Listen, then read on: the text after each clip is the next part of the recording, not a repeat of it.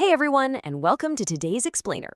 If you're a focused learner trying to really master the English language, you are absolutely in the right place. Our goal for this session is simple, but it's honestly a real game changer. We're going to master speaking naturally, fluently, and confidently about our professional lives. Specifically, we're zooming in on foundational vocabulary centered entirely around one incredibly common word, job.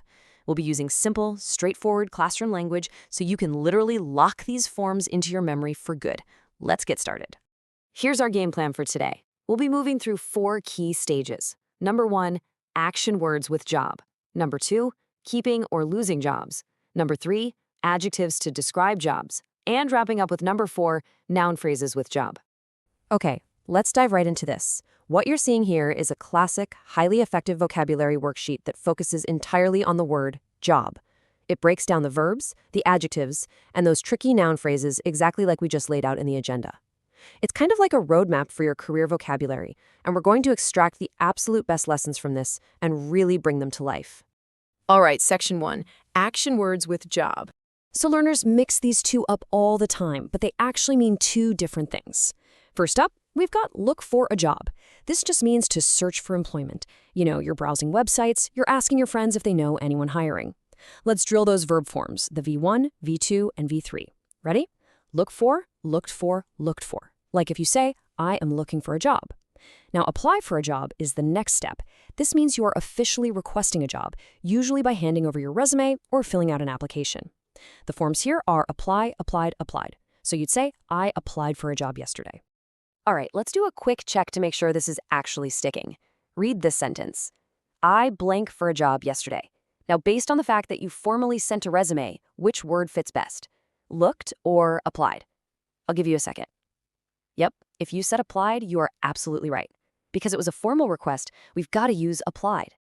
And that brings us to the absolute best part of the whole timeline, successfully obtaining employment. The phrase we use is get a job. Now, get is a super common irregular verb, so let's say those forms together. Get, got.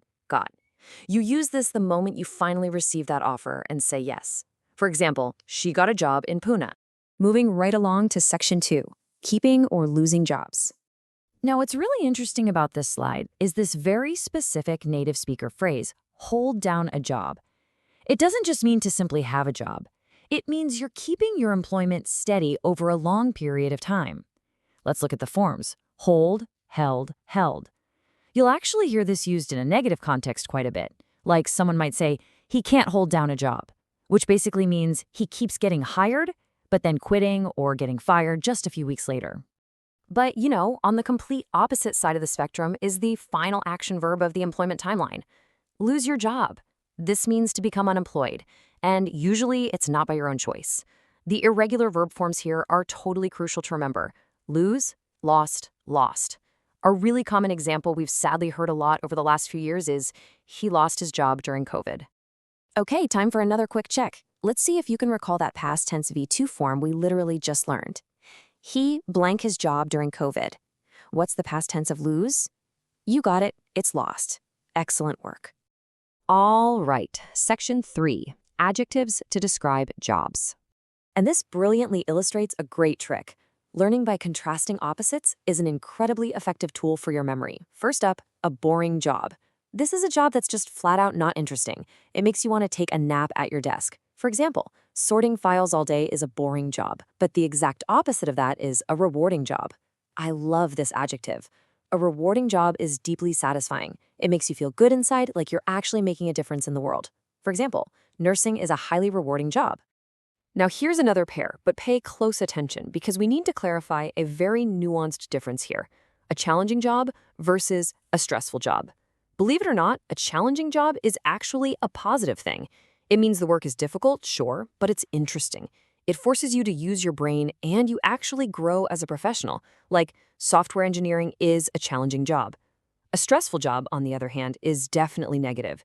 This means the job causes you anxiety, worry, and just unhealthy workplace stress. For example, trading stocks can be a very stressful job. Let's quickly summarize some other practical, everyday descriptive terms from our source notes. A responsible job means you're in a role with heavy duties and you're making important decisions, like a hospital manager has a very responsible job. Then we've got terms related to time. A full-time job is your standard 40 hours a week, whereas a part-time job is fewer hours than that.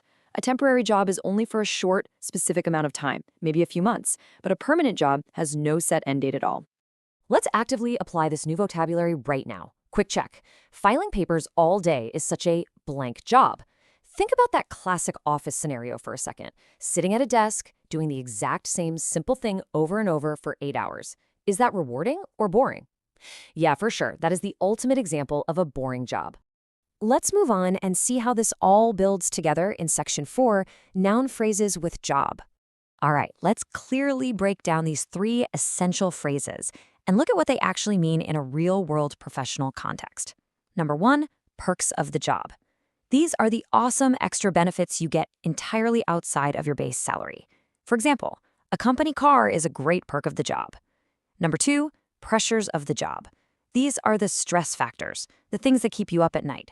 For example, meeting tight deadlines is one of the pressures of the job. And number 3, qualifications for the job. Really notice that preposition for right there. These are the required skills, degrees, or experience you absolutely need just to be considered for the role. For example, a master's degree is a required qualification for the job. Time for our very last quick check. Imagine you work for an airline, and one of the cool things you receive is free flights around the world. Which of those 3 phrases we literally just learned perfectly describes this scenario?